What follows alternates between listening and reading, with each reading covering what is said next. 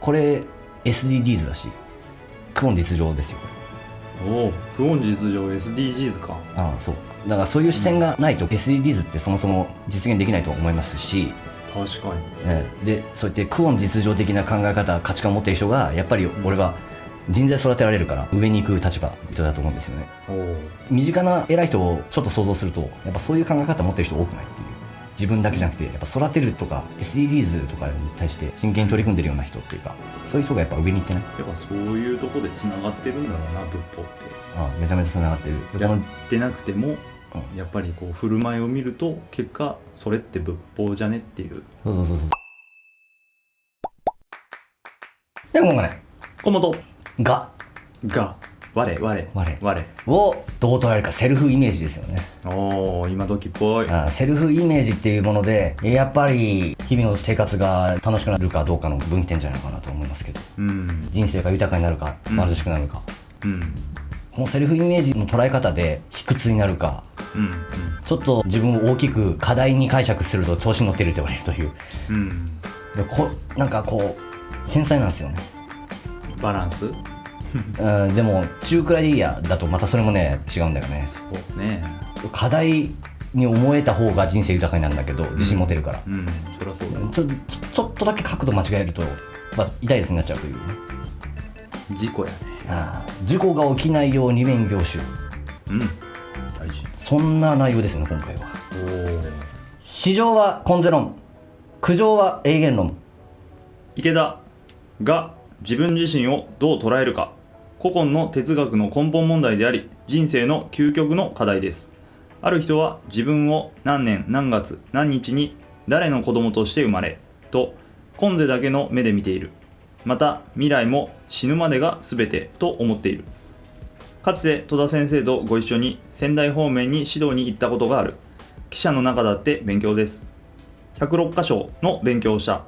そこで市場昇格とクオン実情について戸田先生に伺った。戸田先生曰く、市場とはいわば根世論である。何でも根世限りで考えると。夫婦になるのも根世だけの縁。信心したのも根世だけ。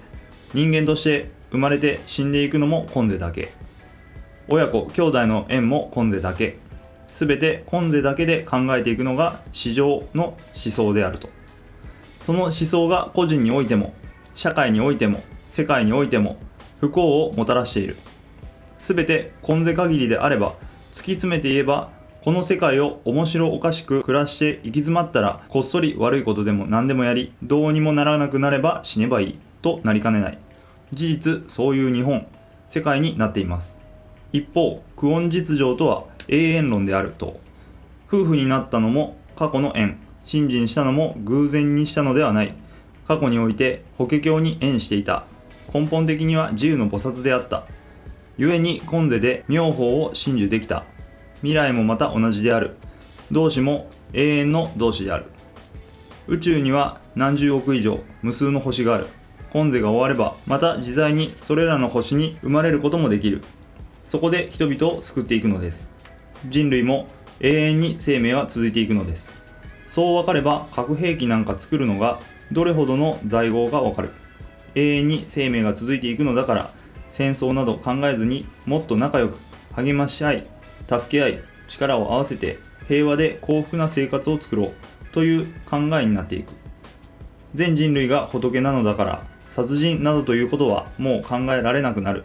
生きとし生けるものに仏性があるのだから、無益な環境破壊なんかできなくなる。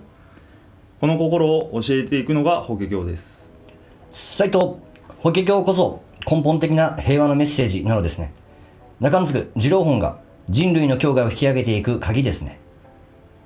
今のところなんかは、これを座談会でみんなで読んで、さあここからディスカッションしていきましょうみたいな内容でもいくないっていう感じの内容でしたね、今の。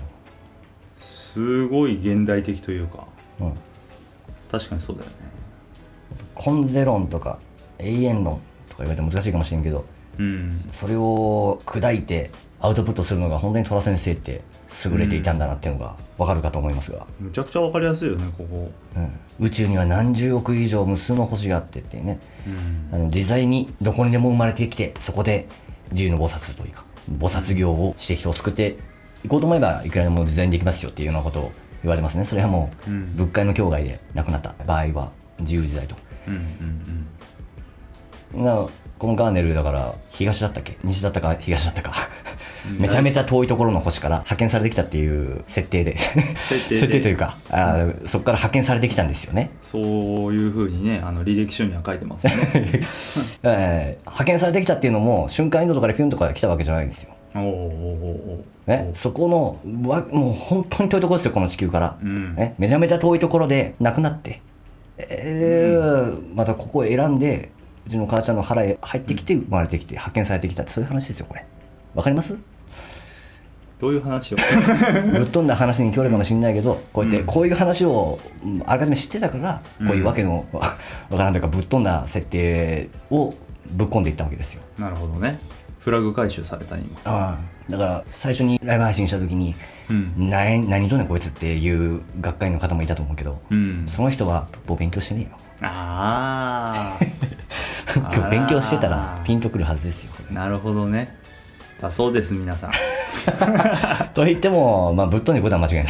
まあそらそうですね。こんなこと言うやつはなかなかいないから、あえてこういうキャラクターですよこれ。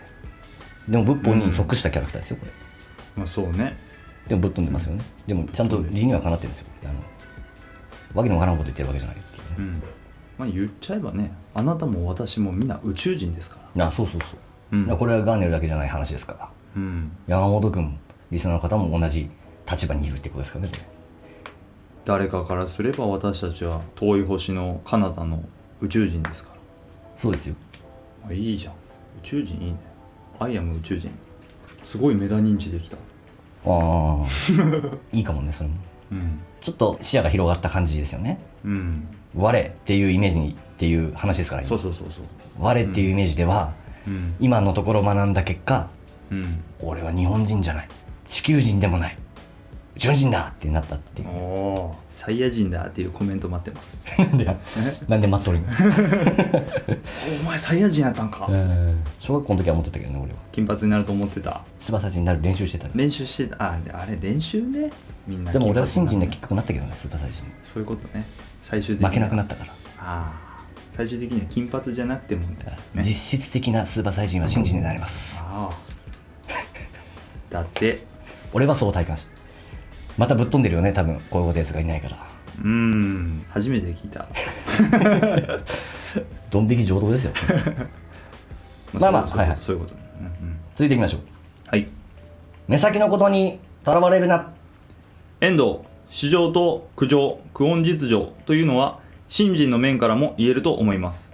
はじめはほとんどの人が病気とか家庭や個人の悩みで信仰を始めたわけです。須田、確かに初めから苦音の使命を感じて信仰したという人はあまりいません。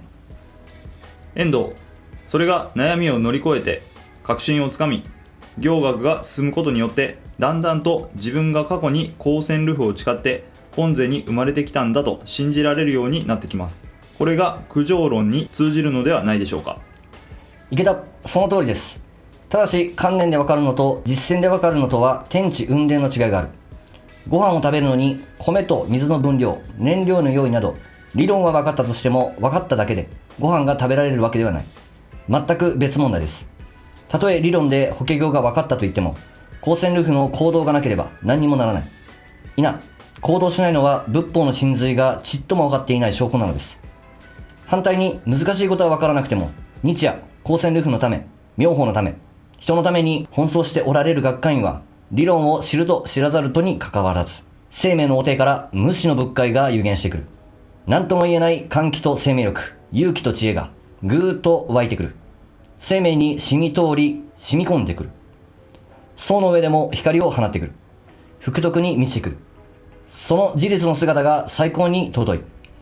またそこに寿老本の永遠の大生命の世界が現れているのです。それが本当の死なないの境地なのです。目先のことではいけない。目先は至上論です。目先のことにとらわれず、永遠と宇宙を見つめながら生きるのです。その上での根世観が大事です。永遠の上から見て根世が一番大事なのです。根世は短い。永遠から見れば一瞬です。故に根世を修行し抜いて仏家の生命を打ち固めておくことです。そうすれば永遠に仏の境外が続くのです。だから今を頑張りなさいというのです。これもまたこれをネタにしてディスカッションを始めてもいいよね。いや味わい深いとこですねここね。ディスカッション好きやなでもやっぱ僕座談会行ったらやっぱり話さない人がいない方がいいでしょ。そうね。その他場合ディスカッションってやっぱいいと思うんだけど、そのディスカッションのテーマがね、私がやっている生活法について語り合いましょうみたいな感じになると、もうほんと世間的な話になって終わっちゃうのよ。あんた神になりたいのかいってなっちゃうよね。ね、神いやみんなにこう私の方法が唯一みたいなそういう意味でね。そういうタイプも絶対いるからね。語りたい人。そう世間法ですよね、生活法を語っていく中でマウント取ろうとしちゃうみたいな人が、そうマウントねマウント、そういうことやってると、どっちにしてもただの井戸端会議で終わっちゃうんで、じゃあ例えば、糖質あんま取らないようにしてるとか、ウォーキングをしてるとか、それは大事かもしれんけど、それ座談会で話す内容でもない。座談会終わってからみんなでなんかカフェとか言いながら喋ればいいじゃんっていうのもあるから、そりゃそうだ。そうなった時に話のネタとして今のめちゃくちゃ良くないって思うわけですね。俺はおすすめしたいんですよね。今後ね、新しく秋から創価アカデミーっていう企画が始まるって聞きましたけど、人材グループで、これをみんなで読んで、結局の地位の今のところとかを、みんなで読んで、そこからみんなで思ってることを話せばいいんじゃないっていうね。これ提案です。提案、だそうです。これもある程度土台がないとぶっ飛んだ話に聞こえちゃうかもしれんけど、そりゃそうだよね。そうっすね、ちょっと土台が必要かもしれない。これいきなりやると退店する人が出てきちゃうかもしれないそれでも本当に座談会とか来るのって新人が一生懸命やってる人もいれば、全然新人初心者というか、題目参照もたまにするぐらいっていう人たちもいるでしょうし、そこのバランスは取らんといかんですねそこをどうやって取っていくかだよなそうね。初心者向けとか、ガチの人向けみたいな会があって分けたっていいかもしれないなとは思うけどね。それは言えてる。あまりにも一般化しようとしすぎて味薄くなってないかっていうのもありますよね。希釈されてる感は確かにあるかもね。誰もを救いがたいがためにどっちつかずというか、初心者の人にも、ガチの人にもどっちにも刺さらないみたいな内容になっちゃうみたいな、結局何がしたかったん言いたかったんっていうねちょっと分けてみてもいいかもしれないね。そうね。っていうのとプラスでやっぱね、僕もこんなこと言うてますけど、わけのわからんことを遠くの世界から派遣されてきたみたいなわけのわからん話ね。ようこそ地球へ。そうこれも最初から言ってるわけじゃないですからね俺がこういうことを新人始める前から言うとったとかそういう話じゃないから、新人始める前から自分は空母の使命を感じているから進行するなんて言い出したら、こいつ頭やべえだろって思われるだけだし何やねんこの子ってもう多分3世とはいえ惹かれる出来上がっとるやん新人する前からそんなこと言っとったら、俺でも引きますわ。そういう子が出てきたらこれから新人頑張ろうっていう子がいて、自分は空母の使命感じてますんなこと言っとったら、父ちゃんこの夏休み俺悟ったわとか言い出したら怖いもんね。題目もしてないのにね、どうしたっつって、それは危ない傾向だと思うんでちょっと一緒に題目しよう、一緒に出しますわね。一回立ち止まろうかって言ったよねそういうことですから、だから俺は結構長いことというか真面目に信じして、そういう感じがなんとなく分かってきたからこうと言ってるけど、だって山本君が今こうやって学んでる立場だけど、いきなりこういうことを共感しだしたらちょっと逆に聞くっていうのもあるからね、正直なところ。そうね。だから市場論じゃん普通は。だから市場論の人たちに対して抗議するんですから、当たり前だけど、なんでわかんねえんだって怒っとっちゃあかんわけですよね、その市場。そりゃそうだよね。クオン実情でしょみたいなこと言っとってもはあってなるから。先生はなんでわかんねえは言っちゃいかんね。なんで分からせてあげられないのかはあなたの力量ですよね。これから創価アカデミーってね、ここでいろんな地区で誰かがこう仏法を教えていくみたいなことをやっていくんでしょうね。どうなっていくんだろうね。大変だなと思うけど、どんなイノベーションが起こるんでしょうか。その教える立場の人が、なんでわかんねえんだみたいな立場だとどんどん若い子減ってっちゃうから、そこはお気をつけくださいですね。ハイリスクハイリターンかもね。結構ね、そう考えるとみんな市場論が当たり前。俺だって市場論だったから。でもこれ僕のちょっと今ここを読んで感じた感想言っていいですか。その市場論、確かに市場論だったんですよ、その若い時っていうか。でも今はどっちかっつうとそのなんつうんだろう、その普段の仕事レベルでの話ですよ、自分がやって問題が解決したとか良くなったとかに若い時って重きを置いてたんですよね、でそれでできた、達成した、成果が出た、数字が伸びた、もちろん嬉しいじゃないですか、今でももちろん嬉しいですよ、だけど今大事にしてるのはその慢性不具合が出ないような仕組みを作る、これってクオンって言えるんじゃないのかなと。そうですね、その僕がいなくなってもできる人がいなくなっても、誰がやってもこう回っていくような仕組みだとか、その根っこの問題を取り除いてあげるだとか、そういうのがこうクオン的な日頃の立ち振る舞いなのかなって今思ったんですよね。素晴らしいですね。でもこのクオン実情を学ぶことで意外と長期的な視点で物事を見れるようになる力も絶対ついてくるから、そうなると仕事でも役立つよね。なんか日常レベルまでぐーっとこうね、やっぱ宇宙だとかそういうのでぶっ飛んでる話だけど、ある程度のその概要というか、そういうものを理解した上でこう日頃のことに置き換えていくと、そういうことも考えれるんじゃないのとか。いいこと言ってる。いいこと言ってる、だってこのクオン実情を学ぶことで自分の仕事が評価されてうまくいくっていうのが市場論だとして、それでいや後輩たちが結果出した方が喜べるっていう感じになってくると、これクオン実情的な考え方になるわけやん。こうやって続いていくからね、そういうふうに結果を出せるっていうのもそうだし、逆に言うとあの時しんどい思いしたことをわざわざさせなくて済むし、でまたその後輩たちも、また後輩に向けて後輩が活躍したら喜べるっていう風に人材育てていくみたいな感じが続いていくやんずっと、これ SDGs だしクオン実情ですよこれ。クオン実情 SDGs か。